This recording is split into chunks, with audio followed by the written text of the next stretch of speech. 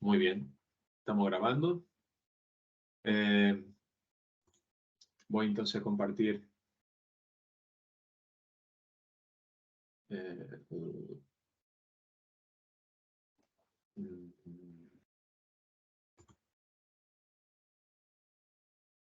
okay.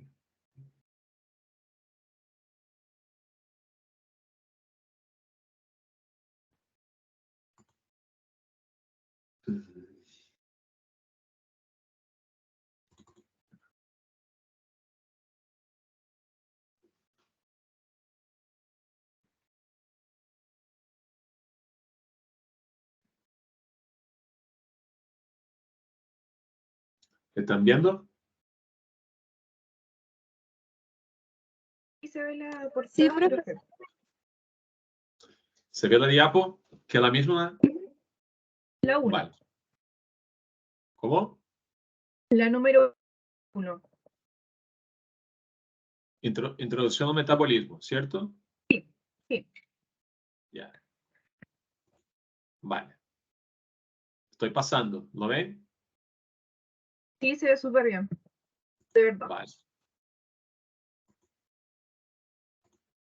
¿Todos ven? Estoy en la diapo Sí, profe. 5. 5 ahora, 6. Sí, sí, se ve súper bien. Va pasando, ¿no?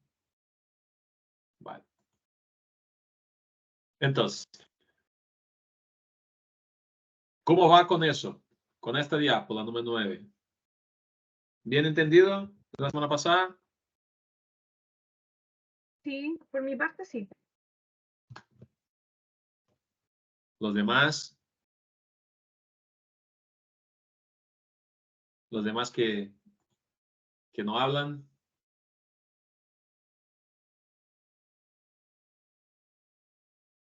¿Entendido?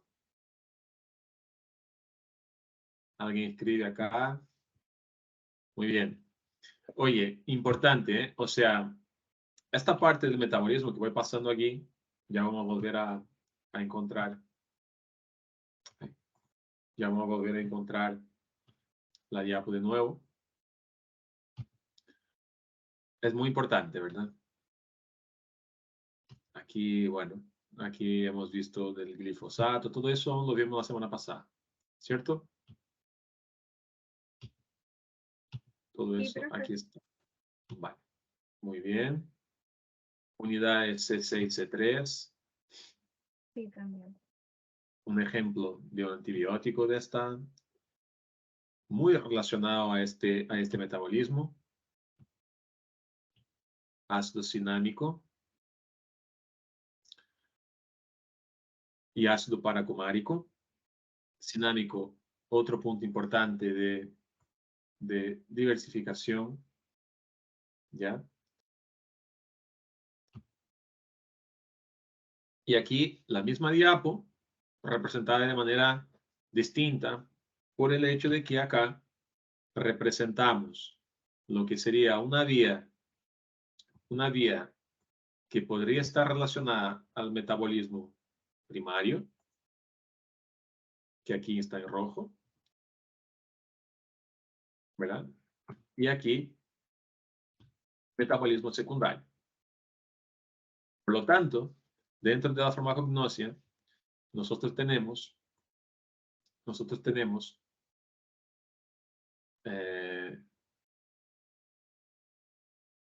aquí,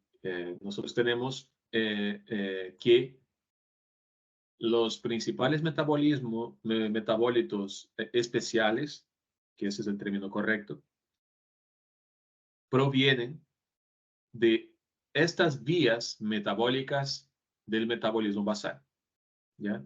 Básicamente, todo lo conversado la semana pasada es para que llegáramos a esta conclusión, ¿verdad? Así que llegamos a ver lo que son las gomas y polisacáridos, que son básicamente polímeros de azúcares.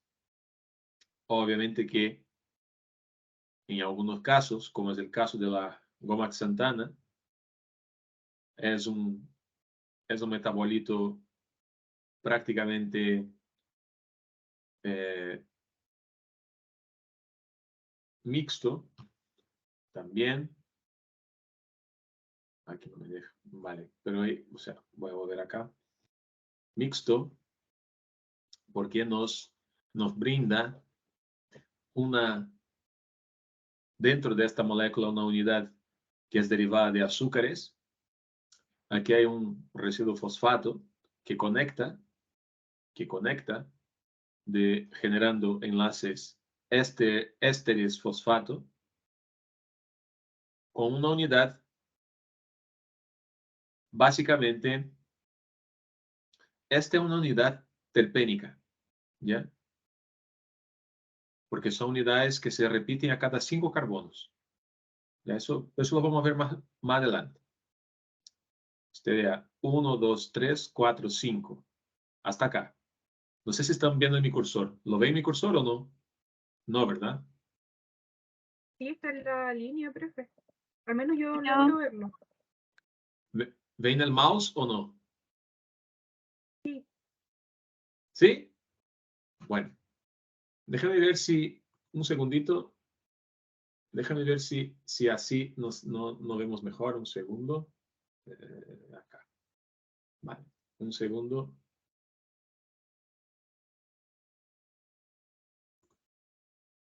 Acá.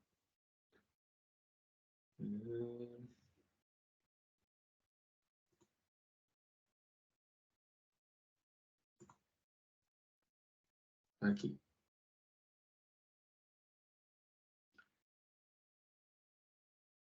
Están viendo la misma presentación de las mismas diapositivas, supongo, ¿cierto?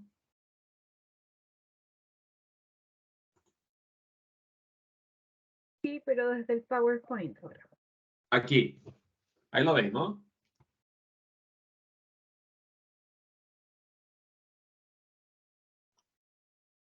¿En qué diapo está, profe? Estoy en la diapo. En la diapo, ¿dónde está? ¿En la visión general? Visión general, Ah, exactamente. sí, estamos bien entonces, pero Era justo- está minimizado la pantalla. Está minimizado. Sí, se ve como completo cuando uno trabaja en el PowerPoint. ¿Pero lo ven bien así o no? Profesor, se ve más pequeño, diría yo, de cuando lo estaba presentando. Ah, vale. No, yo quería básicamente tener esta cosita roja acá, tener este puntero, que ahora no lo tengo. Que o sea, que ahora tengo y en el otro no tenía. Pero bueno. Lo Porque más aquí probable quería. es que esté viendo el formato de presentación porque nosotros vemos el de edición. Saco del formato de presentación, entonces mejor.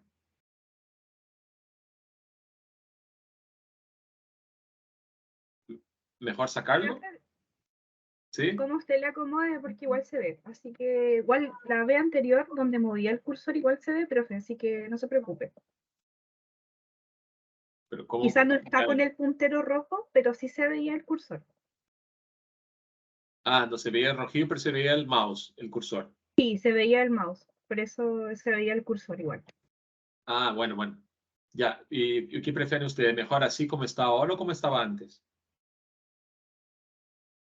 Profesor, el tema es que así como está ahora, usted dice que ve un puntero, pero yo no veo ni siquiera su mouse, al menos yo, no sé mis compañeros.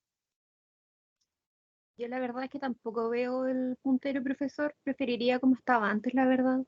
Vale, entonces vamos a poner como estaba antes. Déjame dejar de compartir aquí. Voy a subir como documento, entonces voy a compartir como documento y ya lo vemos como estaba antes. Y si igual lo veían, pues ya está. Me preocupé, pensé que no estaban bien.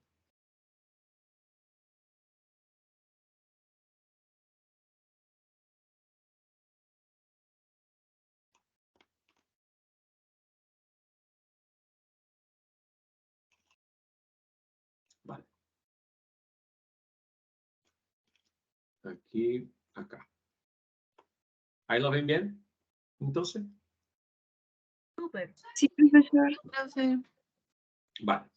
Entonces, como les decía, yo llamo la atención ahora, cuando ustedes vean unidades poliénicas, ¿ya? Poli de varios, énicas de doble enlace en. Ustedes recuerdan en química, el prefijo, cuando uno se refería a un alcano, era AN, ¿verdad? Por ejemplo, propano, etano, metano, ¿verdad? Y cuando había un doble enlace, este prefijo se cambiaba a EN. Por ejemplo, penteno, meteno, Alqueno. eteno, ¿correcto? Por eso, cuando ustedes ven, eso se lo digo ahora acá, estamos aprendiendo en farmacognosia, pero es transversal. Ustedes van a ver eso en farmacoquímica también, o en los siguientes cursos de farmacoquímica, incluso los que ya aprobaron, van a seguir viendo en control de calidad, en materias primas, siempre. Siempre nos referimos a polienos cuando hay una cadena de carbonos y que a su vez hay unidades énicas, ¿ya? En este caso, no son enlaces conjugados. Conjugados, si acá fuera un doble enlace, simple, enlace simple, enlace doble. Simple, doble, simple. En esa secuencia. Aquí no es el caso. Aquí hay un enlace doble, dos simple para un doble. Dos simple para un doble, ¿verdad? Aunque hay híbridos de resonancia en este caso, ¿ya? Pero no están exactamente conjugadas los doble enlace. Eso sí que no lo están, ¿ya? Pero bueno, aquí, en esta representación, si ustedes se fijan, las unidades se repiten de 5 en 5 carbonos. Aquí tenemos, aquí está un oxígeno del éster fosfato. Ahí viene 1, 2, este carbono que tiene el doble enlace, y luego el que está acá. Entonces ya fueron 3. El otro carbono del doble enlace, 4, y este de acá, 5. Luego, esta misma unidad vuelve a repetirse acá. 1, 2, 3, 4, 5. Lo mismo, lo mismo, lo mismo, siempre de 5 en 5. ¿Ya? Bueno, esta es una característica también de algunos metabolitos.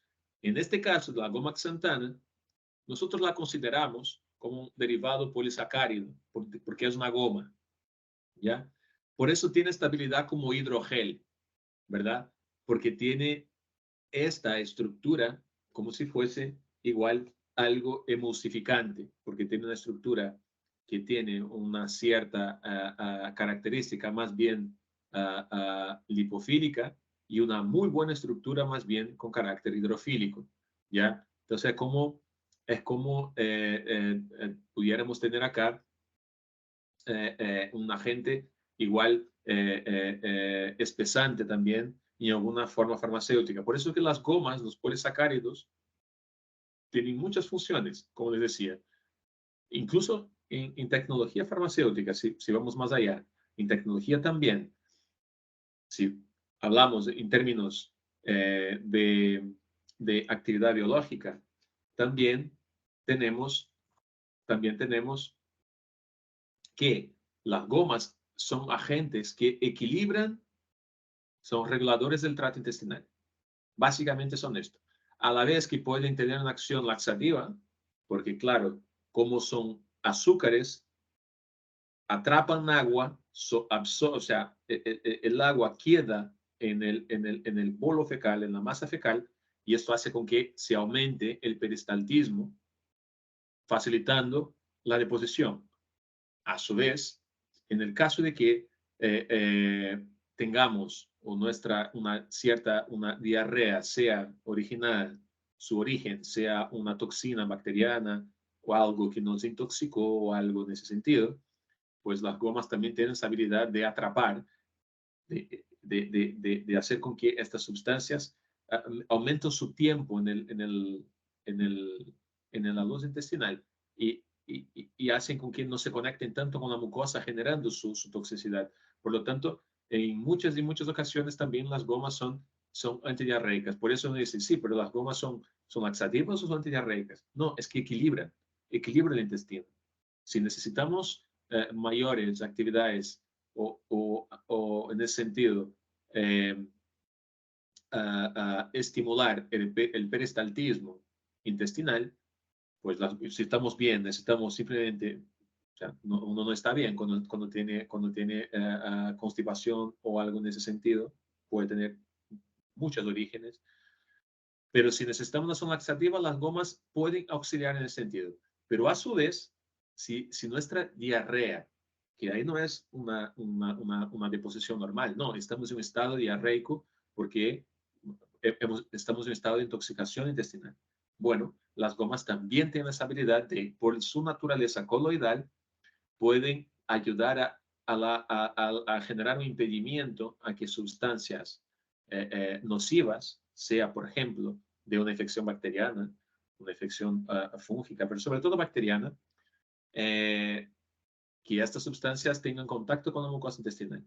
Impiden, así que facilitan la mejora de esta homeostasis intestinal, de este equilibrio intestinal, pudiendo también tener una acción antidiarreica. Entonces son sustancias que equilibran, nos equilibran a nivel intestinal. Dentro de la industria farmacéutica pueden actuar como emulsificantes, como les dije, o por su naturaleza también así como gelatinosa por este hecho de solvatar agua de manera tan buena, digamos. Pueden también actuar como estabilizantes o espesantes o en el sentido de alguna formulación. Y las más comunes, formulaciones más comunes que derivados de gomas o de polisacáridos de origen natural son más comunes, justamente son en las de naturaleza, las formas farmacéuticas semisólidas o líquidas, por ejemplo, como jaleas, como jarabes, ¿verdad? Y también la industria alimentaria, ¿no? Como la producción de helados o de mayonesa, por ejemplo, también podrían utilizarse gomas de origen natural. ¿Ya? Entonces son muy importantes también las gomas. Después nos vamos a ver con un poco más de detalle. Aquí es como una visión general. Por eso estoy haciendo una pequeña revisión ahora, porque la clase pasada fue bastante larga. Al final uno ya está un poco cansado, entonces solo este refresh de lo que vimos al final de la semana pasada, ¿verdad? Bueno, respecto a la dieta, como les decía también, importantes por el hecho de que puede aumentar la saciedad, ¿ya? Por el hecho de que entumecen agua y da la sensación de saciedad, ¿ya? A su vez, también pueden inhibir la absorción de algunos alimentos. ¿No? Si estamos teniendo alguna alimentación en un exceso, digamos, esto igual puede ser bueno, pero obvio, también hay que tener en cuenta que en algunos casos, tenerlo muy claro de que una dieta muy excesiva en gomas y polisacáridos también nos puede estar inhibiendo absorción de algunas sustancias de mucha importancia a nuestra fisiología normal.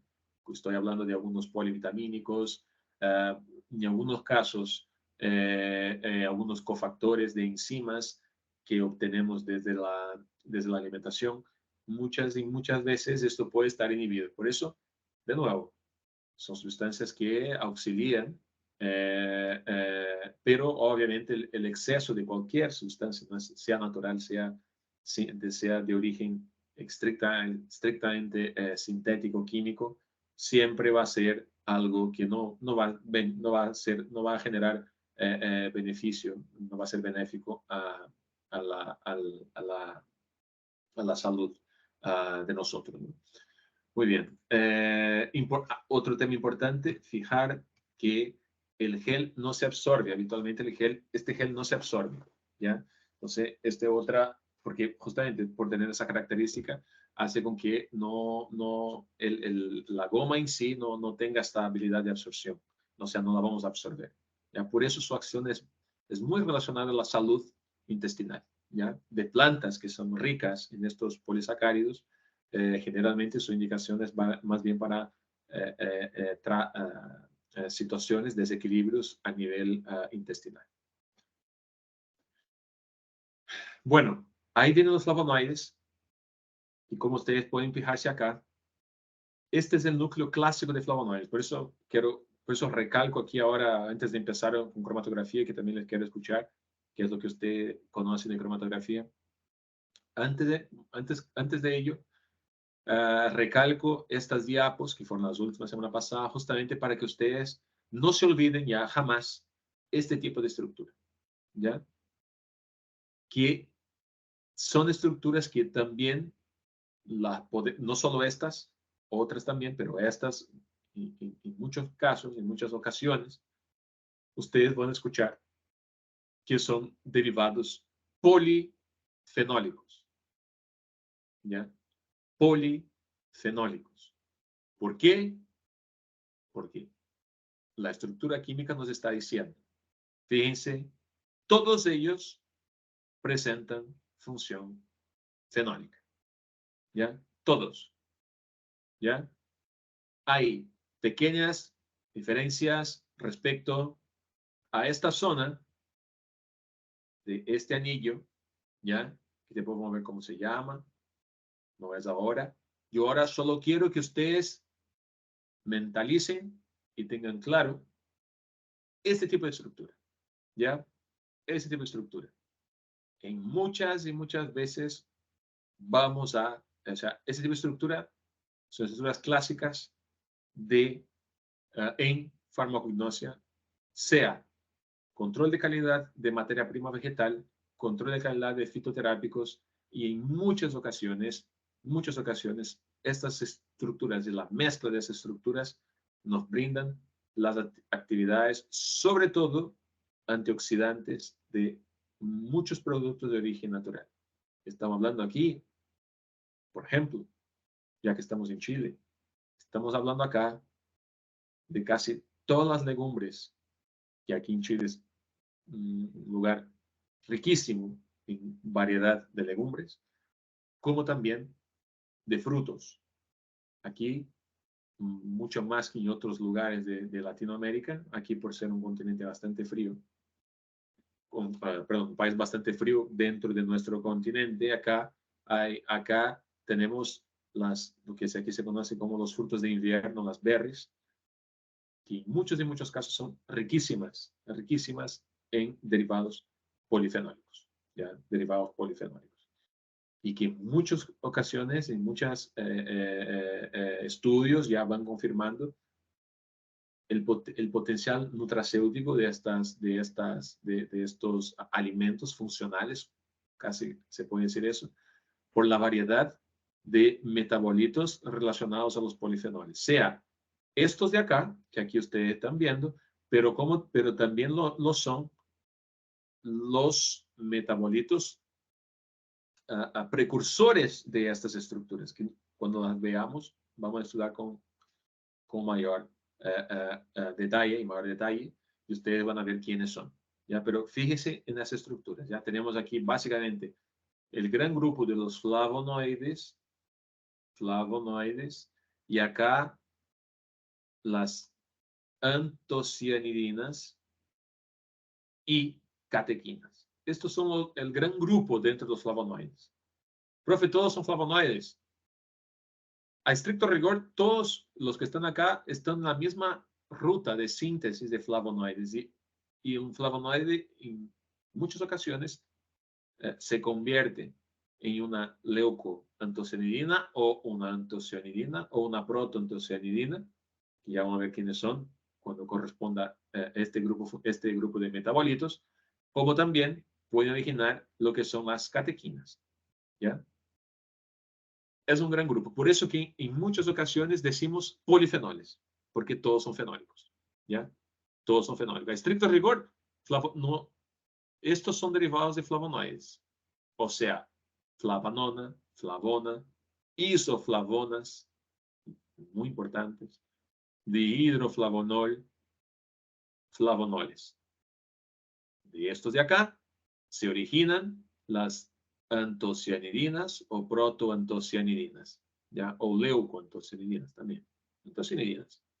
Y de las antocianidinas también tenemos la síntesis, la biosíntesis en la planta de las catequinas, que acá está, ¿ya? que acá están. ¿Ya? Como característica estructural, las antocianidinas, sobre todo, generalmente presentan este oxígeno positivo. Aquí es raro, ¿verdad? No es fácil encontrar estructura así, pero vea, eso está tan estable acá que permite que ese oxígeno tenga una carga positiva y sea más o menos estable con esta carga. Importante. ¿Ya? Antocianidinas. Acá, catequinas, muy similar, sin embargo, no presentan el carbonilo. Aquí lo pueden ver. ¿Ya? Bueno. Y también, importante, en la molécula precursora de todo este grupo son las chalconas. Que las chalconas son básicamente este grupo que todavía no presenta el anillo fusionado. Vea, aquí es un anillo abierto. Todavía no funciona este anillo. Estos detalles es lo que muestran un metabolito u otro. ¿Ya? Vamos a verlo en detalle. Como les decía, este gran grupo, sea flavonoides, sea antocianidinas, sea chalconas, sea catequinas, básicamente, pero en muchas ocasiones la mayor concentración de las plantas son de derivados flavonoides y en algunos otros casos pueden ser antocianidinas también, pero hay mucha, en masa hay mucho flavonoide. En teoría, en muchas ocasiones estos derivados polifenólicos generalmente se relacionan con la protección de rayos de radiación ultravioleta, ¿ya? Básicamente, ¿ya? A su vez que genera esta protección, porque absorben bien la luz ultravioleta, y en algunos casos también, dependiendo de cómo está la estructura química, pueden brindar distintas coloraciones. Entonces, ahí viene su importancia también, porque son excelentes grupos que tienen como responsabilidad esta mezcla, brindar la belleza del capullo floral, de las pétalas, de las tépalas, en términos de coloración, de líneas con distintos colores, de formas. Todo eso básicamente lo vamos a encontrar dentro de estos derivados. Flavonoides, antocianidinas en algunos casos, ¿verdad? Dentro de este grupo es que vamos a tener así lo que se ve en términos de belleza de las flores, que va a estar relacionada con la capacidad de polinización de esta flor, de este vegetal, dado relacionado con su evolución. Por absorber bien la luz ultravioleta y por absorber bien electrones, o sea, permite una estabilización de electrones. Siempre que decimos que vengamos a decir eso, estamos también relacionando todo eso con actividad antioxidante natural. ¿Ya? Así que estos son los clásicos derivados dentro del metabolismo, que son los antioxidantes naturales. Algunos tienen actividad de inhibición enzimática también, y también presenta una actividad alelopática, o sea, de inhibición de algún agente que pueda generar una competitividad en la ubicación donde estén, entonces tiene una actividad alelopática. ¿Ya? Luego vamos a ver qué es eso, a qué se refiere. ¿Ya? Bueno, pigmentos naturales, hay más bien cuando nos referimos a la importancia económica de estos derivados, ¿verdad? Con pigmentos. En la industria nutricional también brindan distintas coloraciones en muchos medicamentos o en polivitamínicos o en jarabes o en productos nutracéuticos, bebidas, por ejemplo. Toda esta gama de productos pueden estar podemos tener ahí en estos productos derivados de flavonoides o de alguna antocianidina, o sea, derivados polifenólicos que brindan estas coloraciones distintas, que brindan un aspecto más amigable cuando uno trabaja, cuando uno desarrolla ese tipo de producto, por ejemplo, ¿no? En fin, importante también como flavorizantes, como les acabo de decir. Y por el hecho de que atrapa mucha agua, tiene esa capacidad también de curtir el cuero, como que atrapan agua, tiene esa habilidad también de, por atrapar agua, desnaturan o básicamente desnaturan proteínas. Entonces, auxilian en curtir el cuero y dejar el cuero rígido, ¿verdad? Porque puede actuar en esa desnaturalización proteica, por el hecho de que toda algo que está equilibrando, digamos, algunos derivados proteicos, ese tipo de sustancia tiene la capacidad de atracción de esta agua y estabilización hace con que desnature proteínas que pueden estar en el cuero y entonces ayuda en el proceso de enrijecimiento, digamos, de esa estructura más rígida que presenta el cuero cuando pasa por ese tipo de proceso, lo que se llama el curtir el cuero, ¿verdad? Como antioxidantes, como decía, prevención de varias enfermedades. Eso todo lo habíamos comentado la semana pasada, aquí un refresh, ¿no? Ya habíamos dicho. Vale. Aquí tenemos un grupo importante también. Eso es, me acuerdo que habíamos quedado aquí. Aquí no recuerdo que no llegué a comentar. Entonces, por eso comento ahora. Aquí estamos los derivados tanínicos o de taninos, ¿verdad? Los tanínicos o taninos son sustancias que, como ustedes pueden ver acá, y lo pueden ver bien, ¿qué tipo de función tenemos acá? ¿Qué función sería aquí también?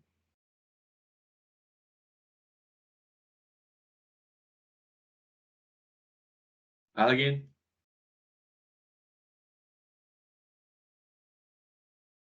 ¿Ah? ¿Qué función química se ve acá? O aquí, o aquí.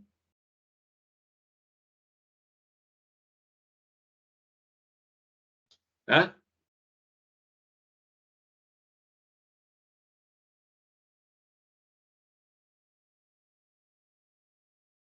Chicos, no tengan miedo, digan. ¿Pero se refiere dentro de los anillos o en conjunto? Si yo te pregunto, ¿qué función química lo ves acá? Aquí, donde estoy poniendo el cursor. ¿Qué son? Bueno, son fenoles. Fenoles. Entonces, ¿cómo son llamados esos también? Claro, sustancias fenólicas. ¿Ah? Sustancias fenólicas. Polifenoles también. Taninos también están o forman parte del grande grupo de los polifenoles. ¿Ya? Ustedes ven funciones fenólicas acá. Y fíjense, aquí está, o aquí se representa una catequina. Justamente la catequina que acabamos de ver antes. Vean, voy a volver acá.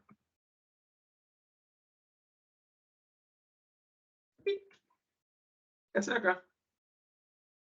Por ejemplo, afselequina, por ejemplo, ¿verdad? O eplafselequina. Acá. Sin embargo, este oxígeno aquí, que no es fenólico, pero es un alcohol, se conecta con otra unidad catequina. Van a ver aquí. Vean. Acá. Se conecta con otra unidad. Aquí, generando un éster. Claro, no es otra catequina, perdón, no es otra catequina, pero podría ser, pero en este caso no. Es con esta estructura aquí. Pero fíjense esa estructura que tiene 3 hidroxilos acá en posición 3, 4 y 5, ¿no? En esta posición, así. ¿Qué molécula es esta? ¿Qué molécula es esta de acá?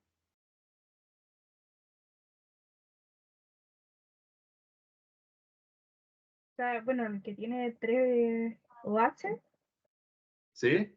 sería un triol. Un triol. Bueno, es triol porque está presente en los OL, pero también es un fenol, porque está cerrado el anillo. Mira acá. El ácido gálico. El ácido gálico. ¿Ya? Pero está bien la observación, pero el ácido gálico. Fíjense que ahora nos devolvimos al inicio de todo. De la vida del ácido químico, por decir. Ácido gálico. ¿Ya? O sea, que los taninos se relacionan de manera muy importante con el ácido gálico. Aquí está el ácido gálico. ¿Y qué hay aquí en el medio? ¿Qué es eso?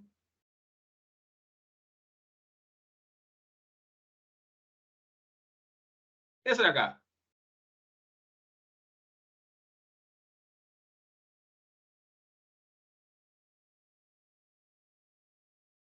¿Cuántos carbonos hay aquí en esa estructura de acá? ¿Cuál es la conformación de esa estructura? Eso es un ciclohexano, pero en forma silla, ¿no? ¿En forma? Silla, correcto. Sí. Pero ¿quién está conectado a ese ciclohexano?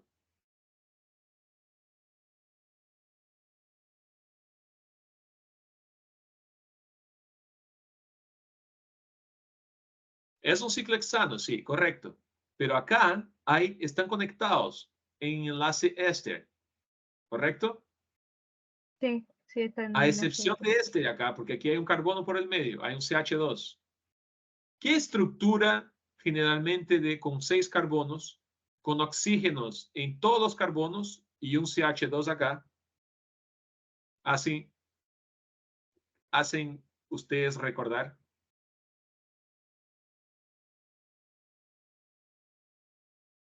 Un azúcar, pues. Oxígeno, oxígeno, oxígeno, oxígeno, CH2. Es un azúcar, ¿verdad? Entonces, muchas veces los taninos van a estar relacionados con una unidad de azúcar en su estructura y ácido gálico alrededor. Como este enlace es un enlace con oxígeno, estos son los conocidos taninos hidrolizables. La conexión de esto es por enlaces con oxígeno. Por eso son llamados taninos hidrolizables, porque se pueden hidrolizar. Porque con el oxígeno podemos generar en un pH un poco ácido, un poco alcalino, se podría generar la hidrólisis de este enlace. Por eso son hidrolizables. A cambio, otros taninos, como estos de acá, de aquí la conexión es un enlace carbono-carbono. ¿Lo ven? Carbono-carbono, carbono-carbono, carbono-carbono. ¿Lo están viendo? Sí, profe. Estos son los taninos condensados. O sea, no podemos hidrolizarlos. Es un enlace covalente carbono-carbono, muy difícil de hidrolizar. No se puede. Así no. No así. ¿Ya?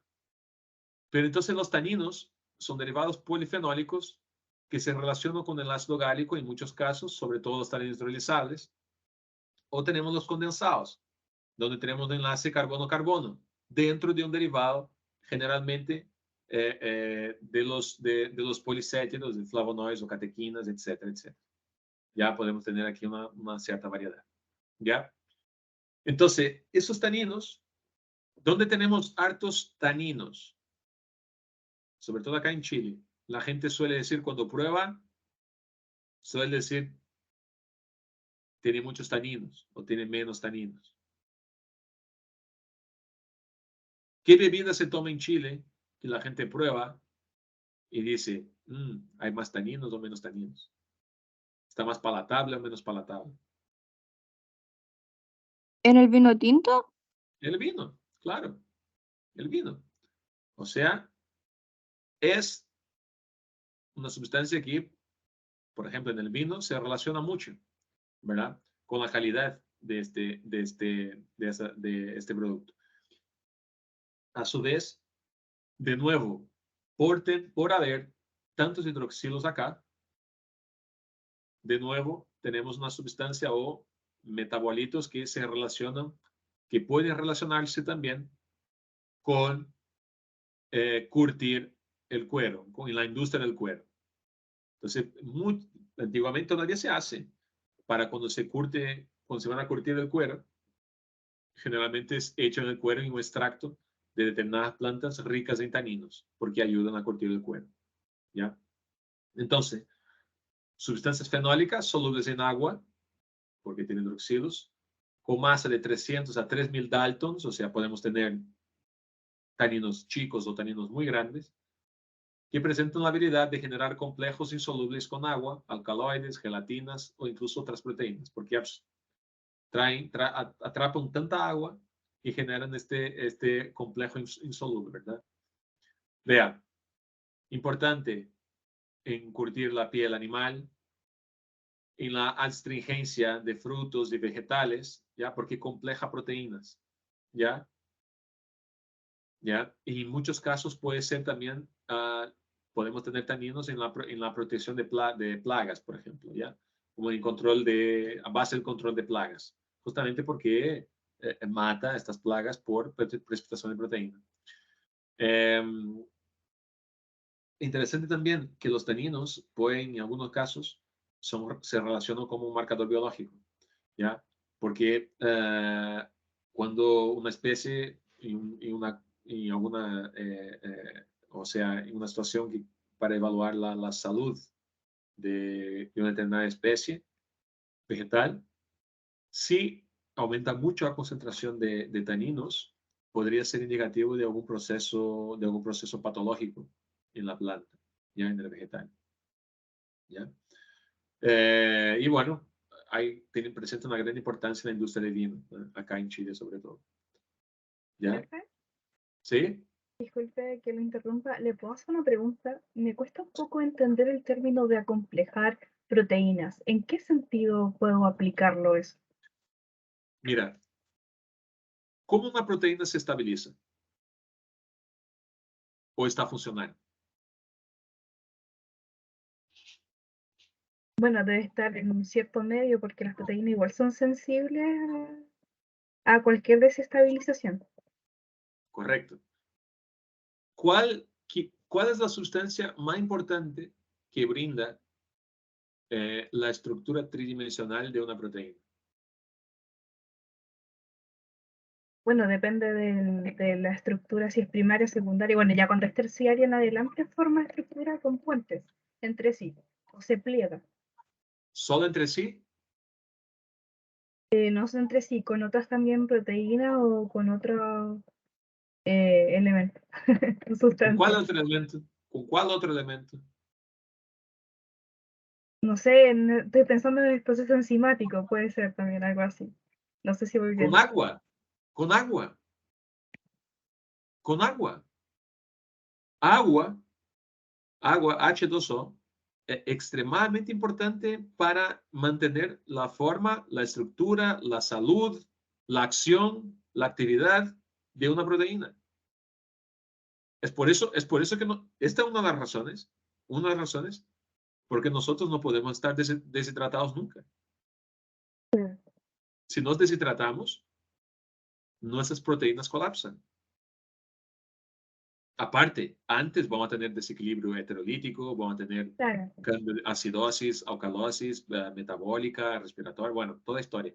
Pero a estricto rigor, si no tenemos agua, por ejemplo, no tenemos proteínas funcionales. No las tenemos. Estamos hechos de agua nosotros. Agua y proteínas y muchas otras cosas. ¿Qué quiero decir con eso? Si tú tienes una sustancia con una estructura de un tanino, con tantos grupos fenoles, en este caso fenólicos, que hacen puentes de hidrógeno con agua, si esa estructura se acerca a una proteína, y cómo tienen hidroxilos tan cercanos en estos polifenoles, el agua, por fuerza de interacción, va a tener la quimiotaxia de irse y a solvatar el tanino y no la proteína. Resultado, desnaturación proteica y lo que llamamos precipitación proteica, porque si la proteína no está equilibrada en su forma tridimensional, ¿qué ocurre con la proteína? Precipita, desnatura o precipita. El popular, vemos eso en muchas ocasiones, vemos eso, la más clásica, en la leche. ¿Qué ocurre con la leche? La temperatura, cuando calentamos la leche y después vemos algunas, o cuando la leche se cuaja, digamos también, Claro. ocurre porque o hay una acción, una actividad que cambia la concentración de agua en equilibrio y hace con que esta proteína se desnature, ¿verdad? Entonces, o sea, todo lo que se relaciona de alguna manera a, a, a modificar el equilibrio proteico con el agua, sobre todo, va a generar con que esta proteína colapse o colave y precipite, desnatura y precipita. Y unas sustancias que más brinda eso en términos termodinámicos, de concentración de sustancia y que más brinda precipitación de proteínas, dentro de los productos de origen natural, seguramente son los taninos. ¿Ya? Lo hacen tanto que lo hacen con las proteínas que tenemos en la saliva. Es por esa razón que cuando comemos un fruto que no está maduro y la señal química de una fruta que no está madura es su alta concentración en taninos, cuando lo comemos, sentimos que genera esa astringencia en la boca, ¿verdad? ¿Es cierto? Sí. Este es un mecanismo totalmente controlado por la planta, porque nos está indicando que no debemos todavía comer el fruto, porque probablemente el embrión todavía no está maduro para generar semilla activa. La señal es no madurar el fruto, dejarlo ahí. Tiene una acción tan astringente en nuestra mucosa bucal que nosotros no es palatable, no es saboroso, no es rico, no lo comemos. No vamos a tener ninguna gana de ir al árbol y agarrar otro fruto para intentar comer. No lo vamos a hacer. Y ni nosotros ni los animales. Nadie. Cuando están maduros, baja la concentración de taninos, ahora sí están ricos. Entonces así ya no nos ligan la boca, como se dice. Eso para darte ejemplos de lo que hacen y de lo que es capaz una estructura polifenólica como la tienen los taninos. ¿Ya? Y eso es precipitar proteínas. O sea, precipitan proteínas porque básicamente lo primero es que el agua de solvatación que equilibra tridimensionalmente una proteína, esta agua se va al tanino. Luego ocurren más cosas. El tanino de por sí puede generar puentes de hidrógeno con la proteína también y también desequilibrarla, porque lo hace demasiadamente. Imagínense, es una molécula que presenta, por ejemplo, en este caso, ya, pentagaloil de glucosa. Es una molécula que presenta 1, 2, 3, 4, 5, 6, 7, 8, 9, 10, 11, 12, 13, 14, 15 puntos de átomos que son donantes y aceptores de enlace de hidrógeno. Luego tenemos también 1, 2, 3, 4, 5, 6, 7, 8, 2, 4, en este caso 6, 8. 8 oxígenos que son aceptores de hidrógeno, no tan fuertes, ¿ya? Porque los electrones están estabilizando aquí en el este, pero también lo pueden ser. O sea, y un volumen chico, porque eso, a ver, 77 más 70, eso tiene que estar, esta masa molecular tiene que estar, podremos ver, pero tiene que estar, vamos a poner 77 por 5, 360, Bueno, no tiene 1000 daltons, tiene unos 500, 600 daltons más o menos, esta estructura. ¿Ya? O sea, una estructura no demasiado grande con esta masa, eso es casi como por así decir, es casi como un polo dipolar. Eso de por sí es casi como una pelota dipolar. Llega la proteína y la modifica completamente, electrostáticamente, enlace de hidrógeno, interacción dipolar, o sea, modifica completamente su estructura tridimensional. ¿Y qué ocurre? La proteína colaba, desnatura y precipita. Por eso. Eso es lo que hacen los taninos. Muchas ¿Sí? gracias. Me quedó claro. Muchas gracias. Aquí. Mira, por ejemplo, acá. Aquí está un ejemplo, no es ni por puente de hidrógeno. O sea, no, aquí, disculpe, es por puente de hidrógeno también. ¿Ya?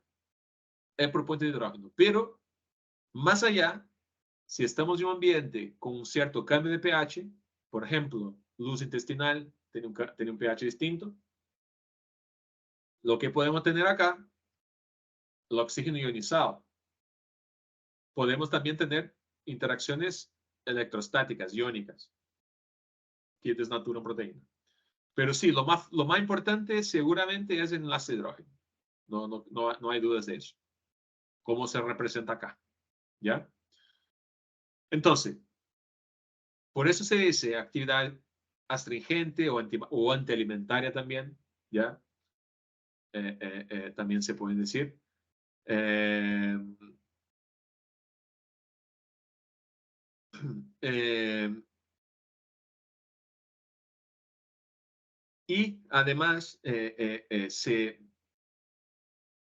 ha visto en muchas ocasiones estas actividades también benéficas, positivas, en dosis bajas, ¿ya?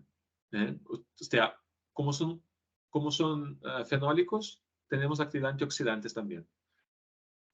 Y a su vez podemos tener una acción antimicrobiana frente a enfermedades coronarianas, se relacionan con inmunomodulación y en algunos casos son antitumorales también, ¿ya?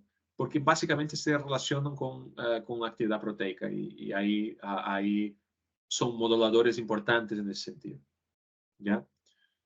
Entonces los taninos son muy, muy importantes. ¿Hasta aquí bien? ¿Sí?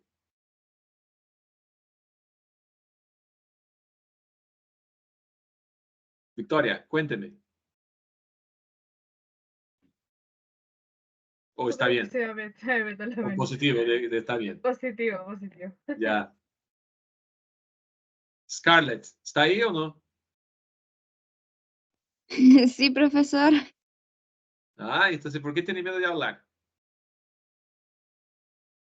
Soy ¿Entiendes o verbo. no? Sí, se entiende. Fernanda, ¿entiende o no?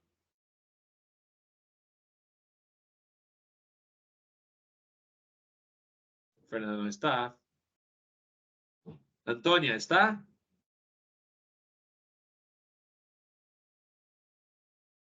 Antonia no está. Valentina. Sí, profesor, se entendió. Muy bien. Vale.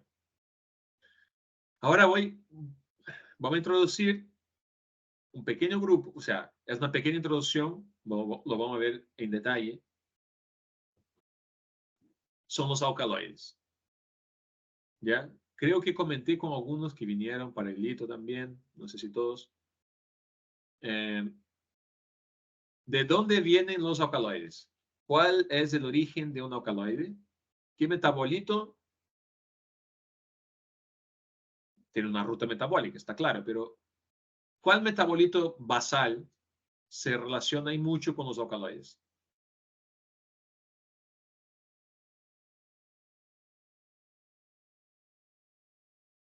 Vean la estructura.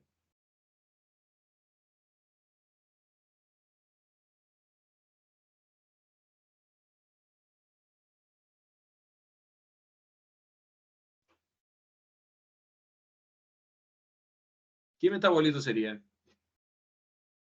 ¿Qué se parece eso?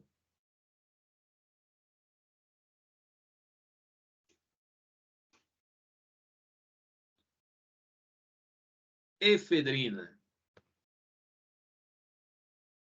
En teoría, la sustancia que sacó Maradona del Mundial 94. Ustedes no habían ni nacido.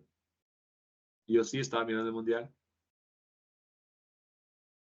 Utilizó efedrina y no podía. Y cayó, según dice, que era solo efedrina. No se sabe. Bueno. ¿Qué se parece a la efedrina? ¿Qué es la efedrina? Disculpe, ¿esto no tenía que ver con algo lo que era los esteroles o el indólico? Indólicos. ¿Dónde hay un anillo no indólico, pero que se parece a un anillo indólico aquí, en esa estructura?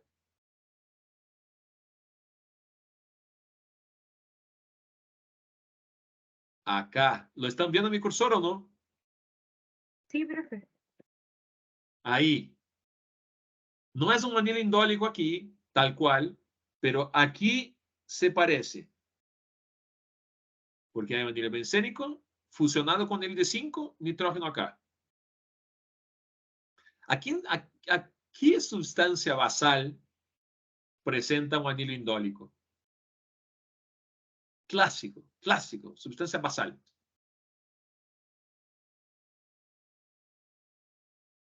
Azúcar, ¿presenta anillo indólico? De los azúcar que ustedes ya vieron, conocen, vieron en bioquímica, vieron en química. Diego, ¿está ahí? Sí, profesor.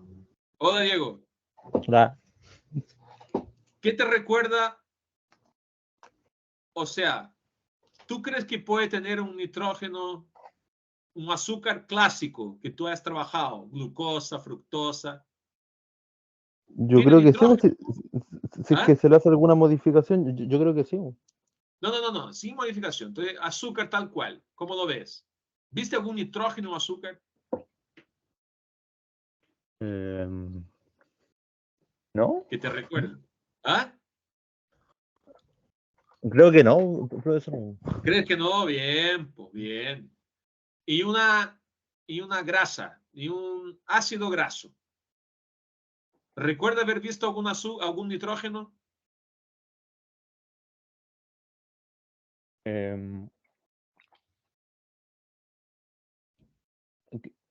No, tampoco creo.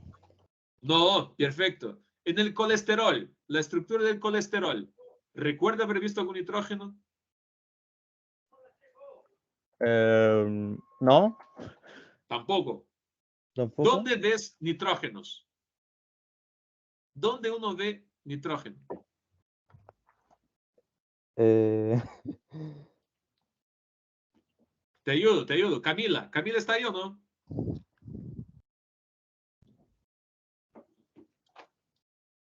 Camila no está. Daniela Sepúlveda, ¿está? Tampoco está. Constanza, ¿está? Hola. No está. Tengo que volver contigo, Diego. No hay muchos más aquí. Ya bueno, está bien. En los aminoácidos puede ser, no sé.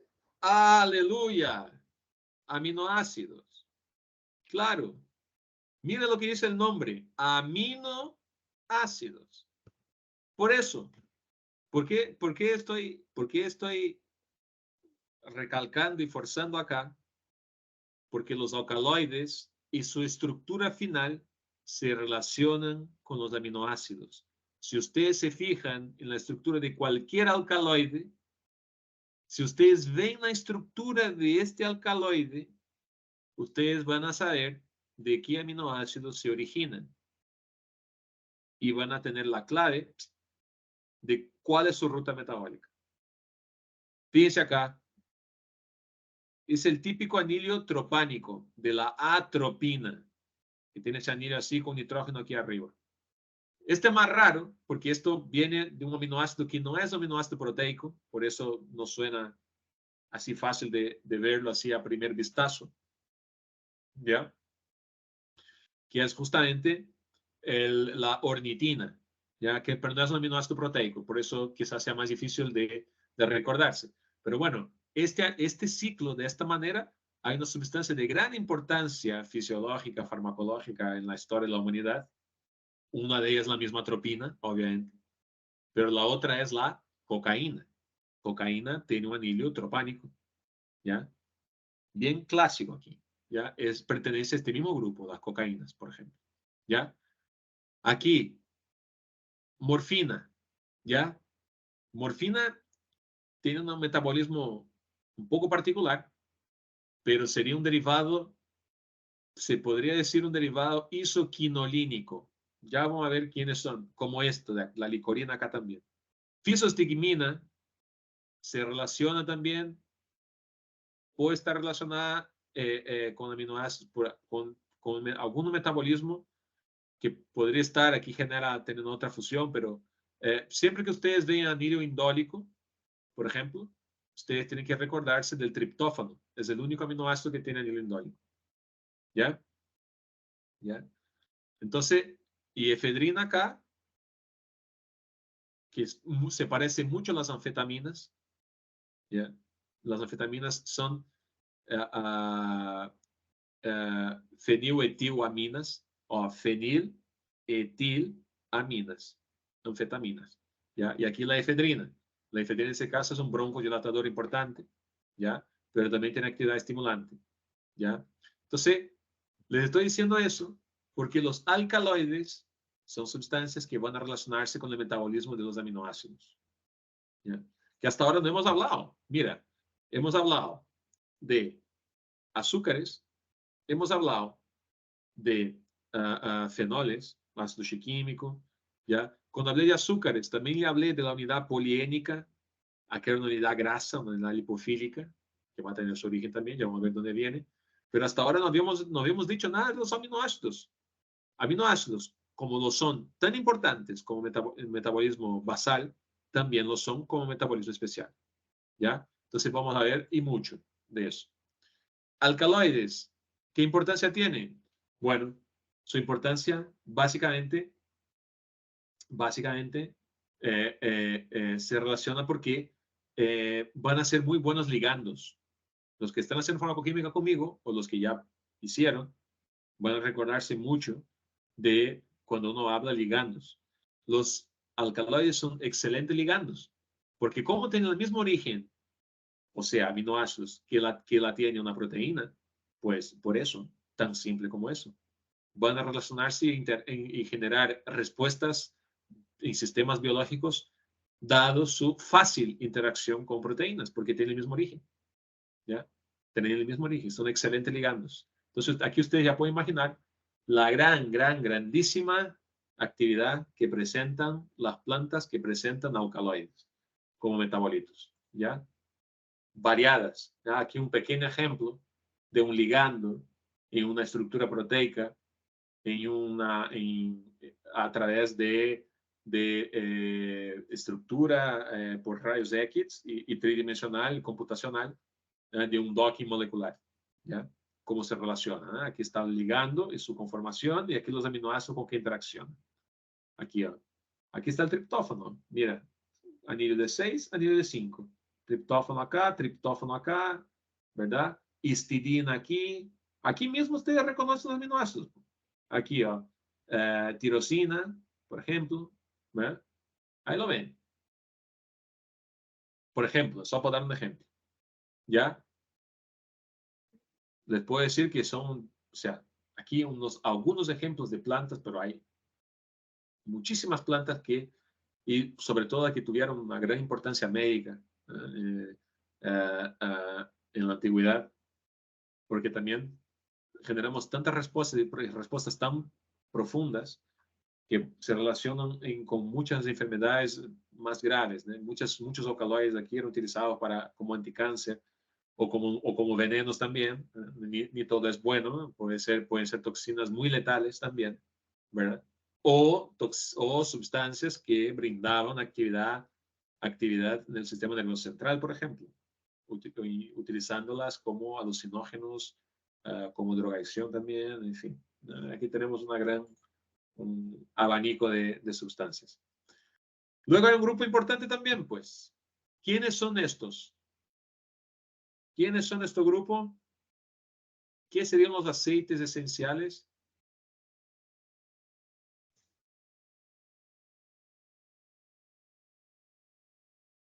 ¿Ah?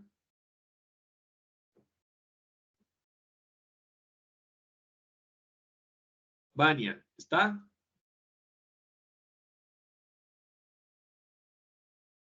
¿Vania? No está. ¿O está? Sí está. ¿Qué te suena cuando escuchas aceites esenciales? ¿A qué viene a tu cabeza?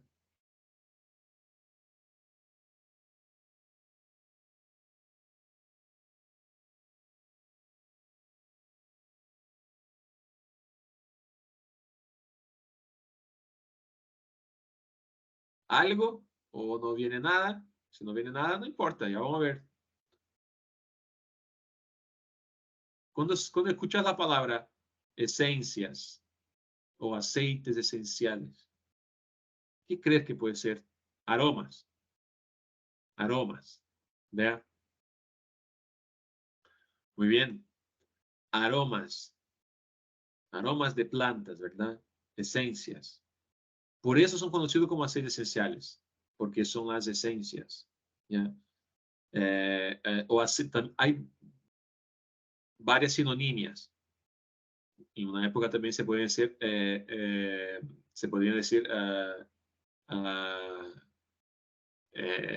aceites etéreos, ¿ya? Porque muchos también después con primeros avances de la industria se podían extraerlas con éter, ¿ya? Éter extraía muy bien. Entonces la parte etérea de la planta y venía también la idea de algo que no existe, ¿verdad? Algo que no es real, como ¿cómo se dice? La sustancia etérea de la materia, ¿no? Que solo se siente la esencia, ¿no? También son sinónimas de aceites esenciales, pero nosotros básicamente utilizamos aceites esenciales como términos, ¿ya? Aquí ustedes tienen ahí algunos aceites, ¿ya? Que muchas y muchas plantas producen para distintas razones. Polinización, actividad alelopática, atracción de polinizadores, ¿no? Polinización, actividad alelopática, como les dije, control de sus propias, como respuesta a una afección, sea de origen de otro, un ataque, un ataque de un otro organismo, ¿verdad? Entonces, aquí, por ejemplo, aceites como la vanilina, que le da la esencia de vainilla, ¿ya?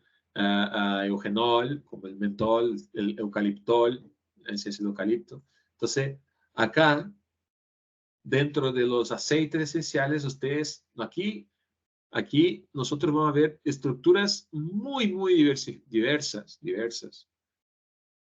Y casi todas, por el hecho de presentar muchos enlaces de carbonos, con carbono tetraédrico, y muchas veces con alguna estructura cíclica fusionada, pero son estructuras chicas, ojo, importante.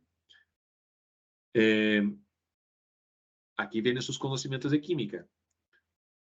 Mira los tips que estoy dando.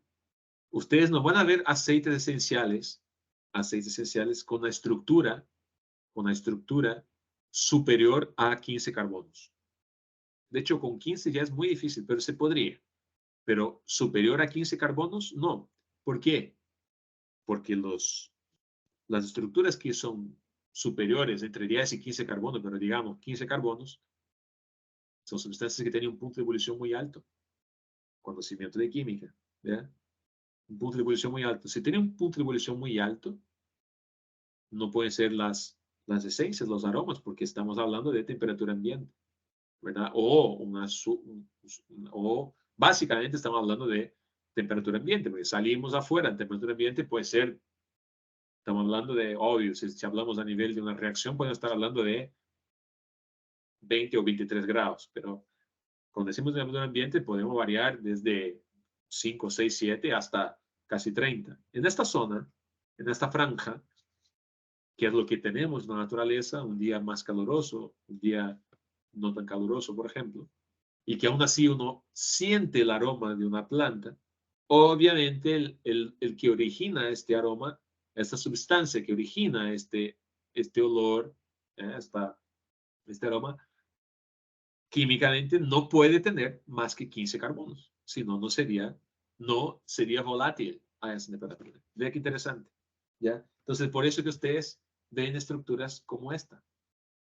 O sea, aquí, mirando eso, mirando estructuras así, ya un tip de que estas sustancias podrían ser volátiles. Y como ustedes pueden apreciar, no son sustancias, profesor, pero el ácido gálico que usted comentó también tiene pocos carbonos, sí, pero el ácido gálico tiene 5 oxígenos, 5 tienen ácido gálico, los 3 del anillo, polifenol, y los 2 que hacen el ácido carboxílico. Entonces, por tener tantos oxígenos, ya puentes de hidrógeno con agua no tiene un punto de ebullición tan bajo, sino que tiene más alto. Como un alcohol. Un alcohol, nosotros sentimos olor a un etanol y tal así, pero tiene un punto de ebullición más altos porque también tiene oxígenos. Podemos sentir un cierto olor a etanol, por ejemplo. Más bien porque se combina también. Pero a estricto rigor, tiene un punto de ebullición un poco más alto también, porque tiene oxígeno. Algunas sustancias de acá sí puede haber algún oxígeno, ya como lo tiene aquí, por ejemplo, el timol o el borneol, pero como mucho 1 o 2, pero como mucho eso, ¿ya? O en muchas ocasiones van a estar como éteres, de función éter acá, como tiene el cireol, por ejemplo.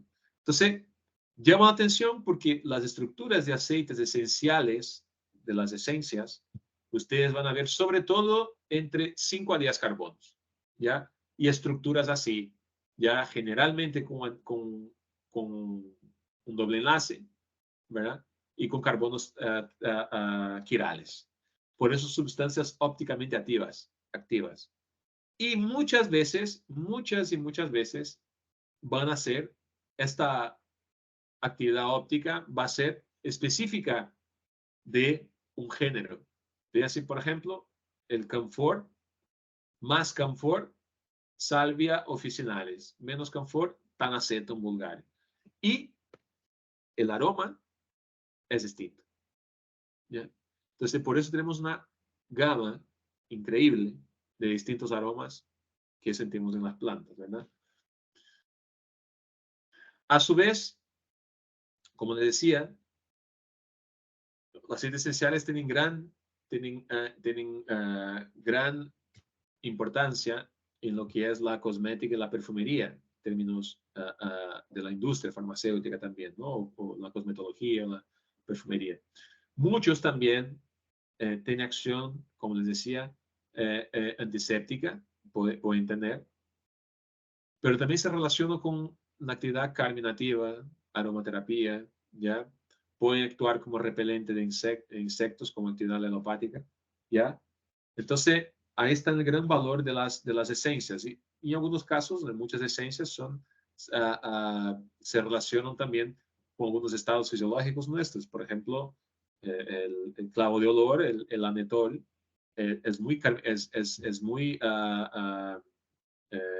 antinociceptivo, ¿ya? Muy común con las personas que tienen dolores de cabeza, tienen alguna cefalea, algún dolor de cabeza, tomar infusión de clavo de olor, ¿ya? Porque el anetol acalma a función neural, ¿ya? Y disminuye la nocicepción, ¿ya? Entonces, tiene esa función también, ¿ya?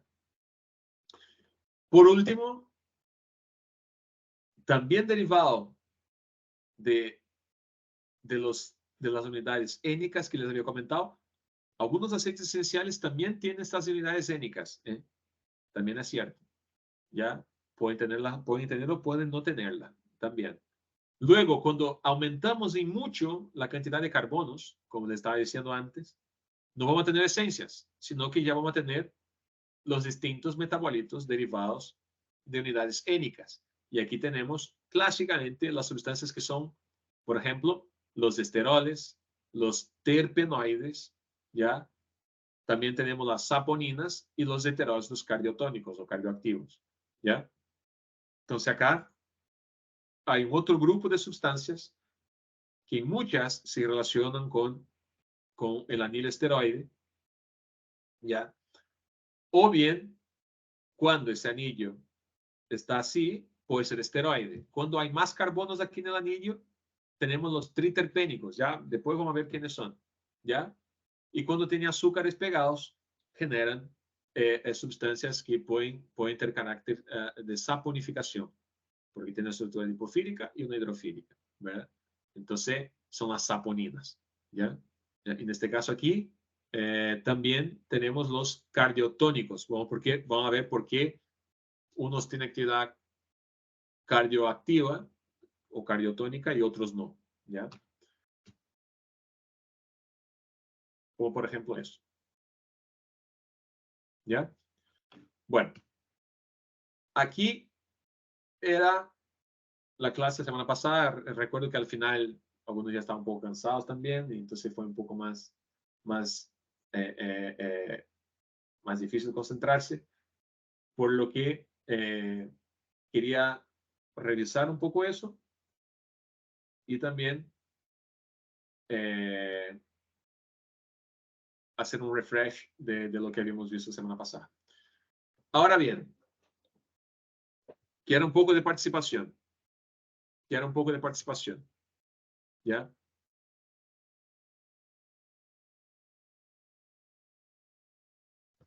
Para que me equivoqué. Un segundito. Pero consulto. ¿Qué saben ustedes de cromatografía?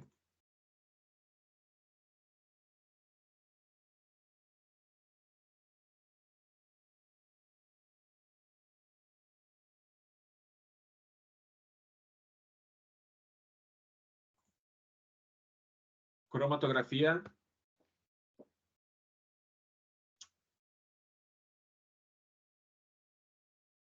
Profe, ¿Sí? yo al menos lo que tengo entendido que la cromatografía es algo que puede ayudar para poder cualificar y cuantificar una sustancia que queremos evaluar dentro de algunos espectros que estemos evaluando. Vale. ¿Y qué tipo de... ¿cuál es el principio de la cromatografía?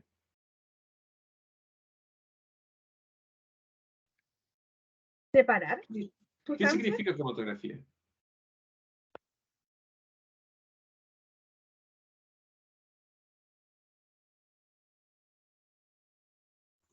Separar. Has dicho separar, ¿cierto? Sí, separas las sustancias y con ello puedes identificarlas. Si están presentes dentro de un conjunto de sustancias o no. Ya. ¿Y cómo separan esa sustancia? Bueno, creo que la cromatografía había de varios tipos. Hay una fase móvil, fase estacionaria y frente a procesos físicos se van separando, con la cual yo puedo identificar si están presentes o no. Ya. ¿Ustedes vieron eso bien visto en química? Sí, profesor, lo vimos con HPLC. ¿Vieron HPLC también? Sí, eso sí, pero lo vimos de manera teórica en... Ay, se me olvidó cómo se llamaba el ramo. Análisis instrumental. De medicamentos. Análisis de medicamentos hicimos eso. Pero muy Medicamentos, poquito, la verdad. muy poco. Ya. Entonces, voy a hacer un repasito. Igual le subí material. Voy a hacer un repaso porque esto va a ser ahora la clave para todos los prácticos que vamos a hacer y cómo ustedes van a entender los metabolitos que vamos a identificar acá en farmacognosia. ¿Ya? Por eso la importancia. Vea, cromatografía, como ustedes bien dijeron, es una técnica que, bueno, el término proviene. ¿Ustedes saben dónde viene el término? ¿Saben por qué se llama cromatografía? Yo no me acuerdo. Por medición de color, ¿no? Por medición de color. Bien dicho. ¿Y de dónde viene este color por primera vez?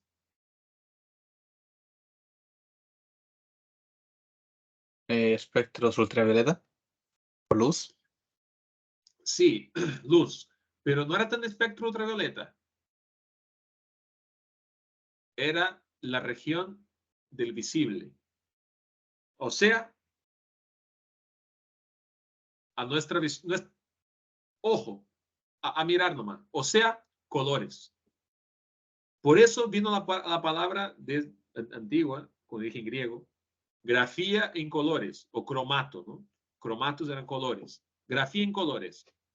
Es decir, los primeros químicos antiguos, botánicos, biólogos, farmacéuticos, lo que sea, antiguos, que todos eran botánicos. Una época, todos médicos eran botánicos, todos farmacéuticos todos eran botánicos porque la naturaleza era la única fuente de sustancias para la terapia de nuestras enfermedades. Entonces, los curandeiros, los que curaban a las personas, eran personas que conocían mucho la naturaleza y conocían químicamente también. Con pasar de los años, hoy dividimos.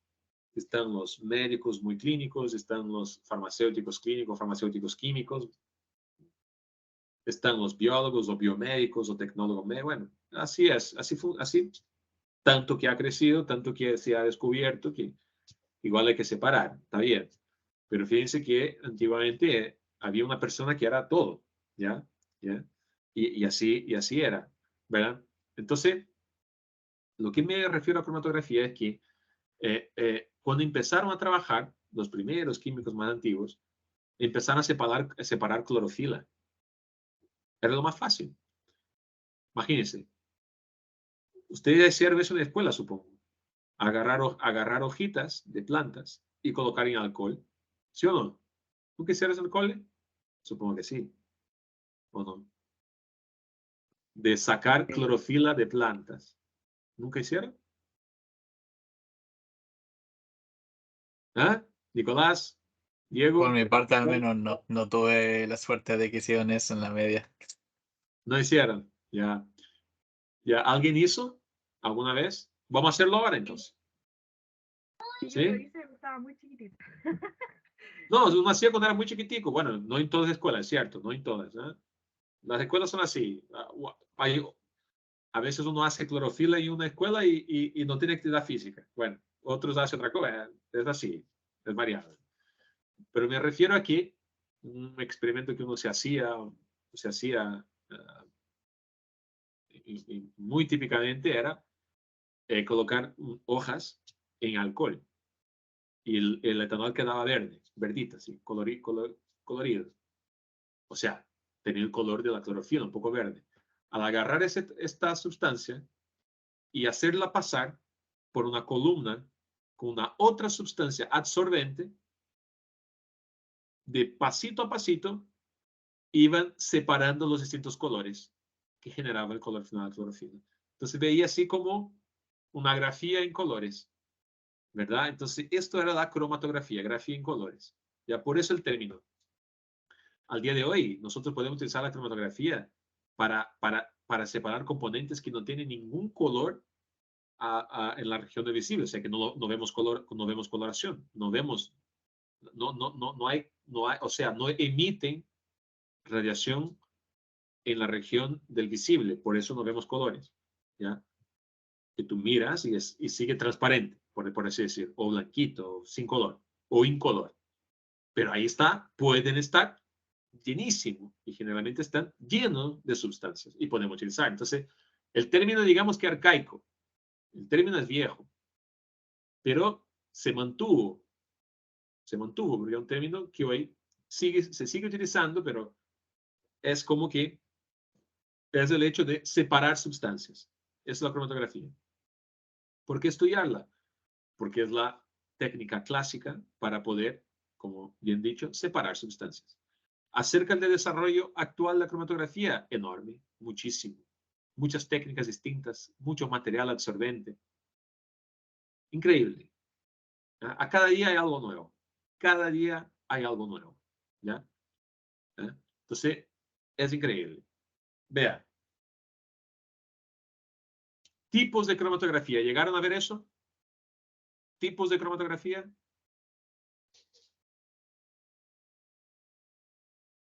¿Sí o no? Profesor, lo que vimos fue como que nos pasaron PDF y prácticamente que estaba la líquida de HPLC y de HPLC así como gaseosa de inyección, ¿será? Ya, y de HPLC, ¿cuál técnica se basa el HPLC aquí? ¿Dónde está el HPLC aquí? Mm,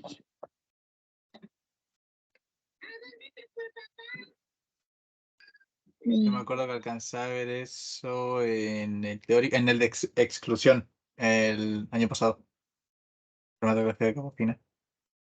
¿Vieron cromatografía de exclusión? Me acuerdo ¿Sí? que lo hemos visto, vemos poco de lo, o sea, vimos más teórico y vimos poco práctico porque el año pasado hubo ciertas complicaciones después de la pandemia, pero me acuerdo Claro. que vimos eso. Muy Ya, por encima. claro.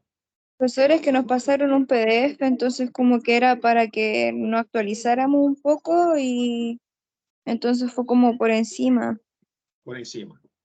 Vale. Pero es muy fácil. No, vamos a olvidarnos un poquito del PDF del año pasado entonces. Y vamos a hacer un refresh aquí. Muy rápido. Mecanismos, teoría cromatográfica. Teoría cromatográfica. ¿Ya? O sea, principios cromatográficos. ¿Cuáles son las técnicas o los tipos de principios cromatográficos? ¿Ya? Básicamente, dentro de estos tres aquí, hay alguna subdivisión, es cierto, hay alguna subdivisión, pero básicamente podemos estar en esos tres, ¿ya? Hay alguna pequeña peculiaridad en alguno de ellos, ya vamos a ver más adelante, pero aquí están algunos tipos más clásicos. Adsorción, algo que está pasando acá y se absorbe en algo, o sea, hay una cierta atracción y se pega en otro algo, ¿ya? El principio es la absorción, porque hay una fuerza de atracción entre dos cosas, ¿ya? Es el principio de la absorción. Bueno, vamos al segundo. Partición. Partición debería sonar a ustedes más o menos, o venir un poco a la cabeza, el coeficiente de partición. ¿Y cuando decimos coeficiente de partición, clásicamente, ¿qué es lo que nos recuerda?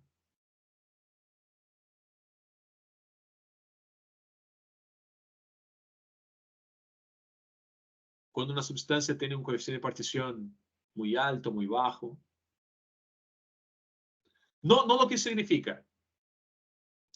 Pero lo más importante aquí quiero que ustedes hagan un refresh, o los que no habían visto, no habían entendido, que ahora lo entiendan, que un mecanismo de partición significa qué tanto entre dos líquidos, qué tanto una sustancia le gusta estar más a un líquido A que no al B, o al líquido B que no al A. O sea, no es que hay una absorción, que algo se pega, así. No. Es un equilibrio, es casi un equilibrio de solubilidad. O sea, cuánto una sustancia en este equilibrio, cuánto de ella va a la parte, digamos, que sea más hidrofílica y qué tanto va a la parte menos hidrofílica. O, puede ser de otra manera, qué tanto va a la parte más lipofílica y qué tanto va a la parte menos lipofílica. ¿Ya? Ahí. Es como eso. Es como, por ejemplo, ustedes agarraren agua y aceite de oliva, y echar azúcar. Pueden estar seguros de que el azúcar ustedes pueden mezclar, van a mirar, va a estar turbio, pero a cabo de un rato, estas dos fases van a separarse. Y les doy por firmado que 99,9% del azúcar va a estar en la fase agua y no va a ir al aceite. Esa es partición, para que vayan recordando en la cabeza. Exclusión, que está aquí al lado. Hay algo que excluye algo. Hay algo que separa de algo. ¿Ya? Es la típico ejemplo de resinas que separan sustancia, sobre todo por tamaño molecular. Es casi como un tamiz, casi. Un tamiz uno separa por tamaño de partícula, ¿no? Pues a nivel molecular, piensen que molecularmente ustedes tienen un tamiz molecular, casi eso, ¿ya? Y las sustancias más grandes se separan de las más chicas, pero estamos hablando de molecularmente. Entonces estamos hablando de, por ejemplo, separar una proteína grande de una proteína chica. Tú no estás viendo a ojos, no estás viendo la proteína, pero sabe que está ahí una mezcla de proteínas, por ejemplo, de insulina, ¿verdad? O de una proteína enorme del complexo citocromos P450, por ejemplo. Si tengo que separar estas tienen tamaños distintos. La insulina tiene 45 aminoácidos, algo por ahí, ¿no? Una proteína del complejo P tiene miles de Daltons de peso molecular que se relaciona con el tamaño molecular, obviamente. Entonces, por ejemplo, separar proteínas es un ejemplo clásico de mecanismo de exclusión. ¿Ya? Entonces, esos son los tipos, básicamente. ¿Ya? Esos son los tipos. ¿Ya? Vean. Como les decía, una partición. Ustedes siempre van a tener en una partición algo que se separa por afinidad y también por densidad. ¿Ya? Por ejemplo, ya les di un ejemplo, por ejemplo, de mezclar agua y aceite. Si ustedes tenían agua y aceite de olivo y le tiran aceite de girasol y lo mezclan y tal, les doy por firmado que 99,9% del aceite de girasol va a estar mezclado en el aceite de olivo y no va a ir al agua. ¿Ya? Por así decir. ¿Ya? Aquí, absorción. Tengo algo que absorbe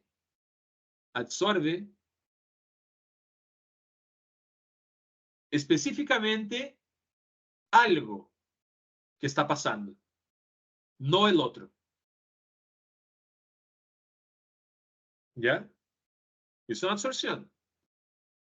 Por ejemplo, mi resina o mi columna o mi capa fina, por ejemplo, presentan características químicas que atraen determinados analitos que están pasando y no otros.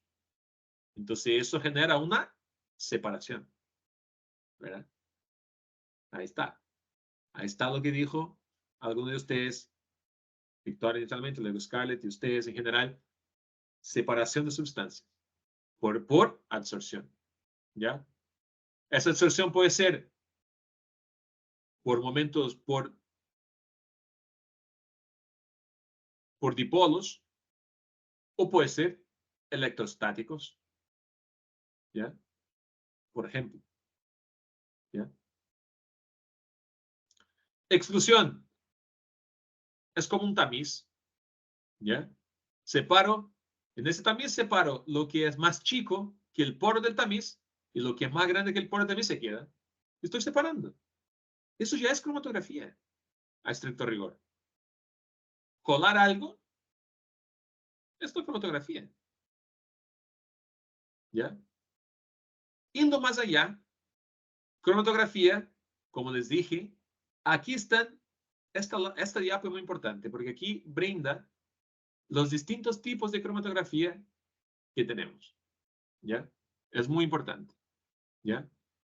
En la absorción, ejemplos de cromatografía de absorción, tenemos, por ejemplo, las llamadas TLCs, o cromatografía en capa fina. ¿Ya? Luego tenemos líquido en vacío, luego tenemos columnas y una alta tecnología, una alta performance, una alta resolución de este tipo de cromatografía es el HPLC o el CLAE en español, cromatografía líquida de alta eficiencia. Es una alta tecnología del mismo principio de la cromatografía en columna que uno hace en el mesón del laboratorio con algún absorbente, que es la misma cromatografía que hicieron los antiguos con clorofila. La misma. Pero con el aumento de la tecnología, capacidades de distintos absorbentes, capacidades de añadir presión a la separación y que el material sea resistente a altas presiones, se generó la cromatografía líquida de alta eficiencia, por ejemplo. ¿Ya? O cromatografía por afinidad. Y aquí podremos estar, afinidad también podremos ir más allá y tener afinidad, por ejemplo, enzima ligando, afinidad enzimática. También puede ser. Es una absorción. Estoy haciendo absorción ahí. Estoy brindando absorción. También lo es. ¿Verdad? Partición. Clásicamente, estos tres tipos. Clásica y muy antigua, cromatografía en papel, es un ejemplo de absorción, de partición. ¿Ya? Un gran ejemplo de partición. Contracorriente. Es una cromatografía que vamos a ver también. Tiene sus detalles. Ya les voy a comentar cómo funciona. O la gaseosa. También es partición. Ya vamos a ver cuando vayamos a ver. Vayamos a verlo. Exclusión, como les dije, como un tamiz, pensarlo a nivel molecular. Entonces hay una resinita que va separando por tamaño, por ejemplo, estructuras más grandes de una más chica. Por ejemplo, podría utilizar eso para separar un tanino de un ácido gálico. Podría ser, si tengo una molécula de ácido gálico y luego tanino, voy a separar por cromatografía por exclusión. ¿Sí? ¿Se entiende? ¿Se entiende al principio? Diego, Nicolás. ¿Sí? Sí. Vale. Chicos, ya.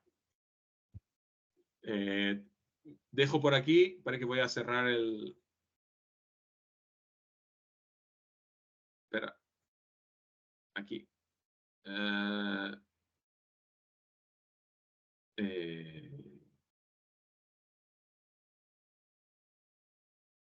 Stop recording. Yeah. Stop.